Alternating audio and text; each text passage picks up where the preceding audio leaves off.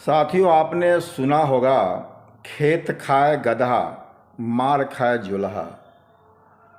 यही कहावत लालू यादव के ऊपर लागू हुआ।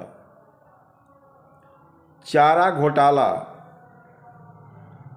बिहार के कांग्रेसी मुख्यमंत्री जगन्नाथ मिश्रा ने किया,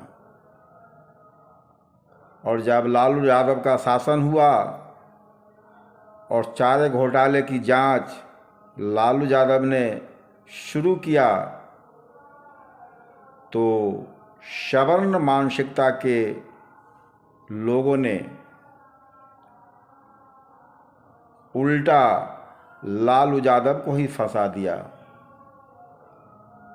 आपने अभी तक जगन्नाथ मिश्रा का नाम नहीं सुनते होंगे किसी मीडिया चैनल में या किसी के द्वारा, पर लालू यादव को मीडिया ने इतना बढ़ा चढ़ा कर पेश किया कि लोगों के दिलो दिमाग में यह बैठाने का काम किया कि यह पिछड़ों का नेता, पिछड़ों का ही नुकसान किया। लेकिन वास्तविकता यह है कि लालू यादव ने पिछड़ों को आगे बढ़ाने के कारण ही ये सवर्ण मानसिकता के लोग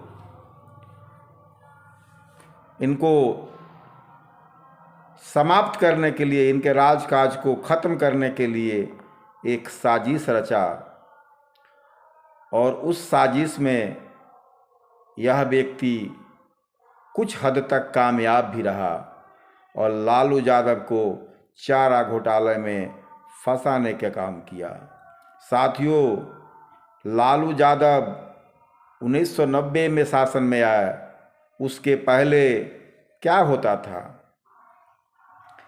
किसी छोटी जाति के लोगों को, गरीबों को, सवर्ण के सामने में बैठने की हिम्मत नहीं होती थी, और यदि बैठ गया तो उसे मारा पीटा जाता था, प्रताड़ित किया जाता था, काम के बदले में उचित मजदूरी नहीं दिया जाता था,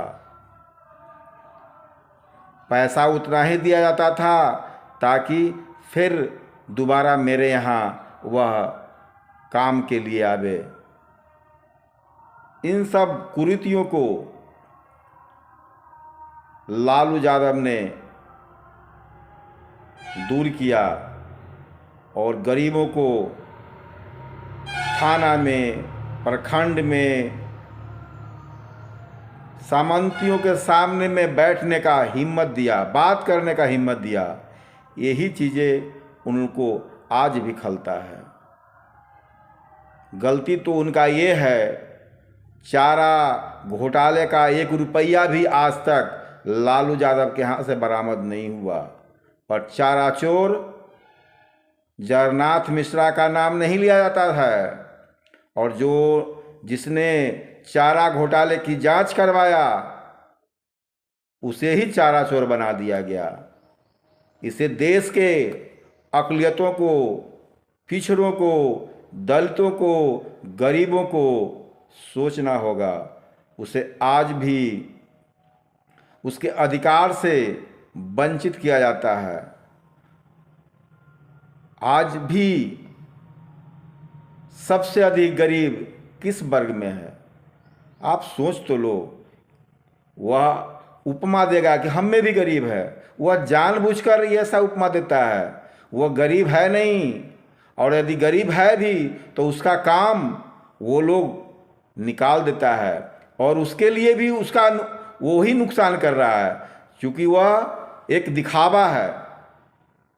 सबसे ज़्यादा गरीब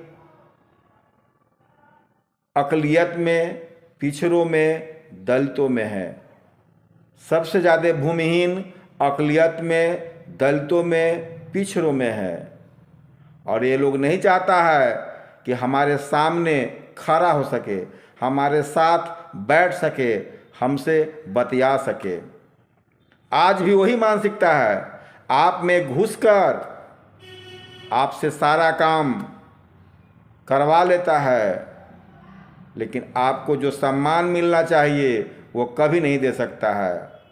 यह लड़ाई अभी बाकी है और आपको होशियार बनना पड़ेगा और उनके बहकावे में नहीं आकर अपने लोगों के साथ खड़ा रहना होगा।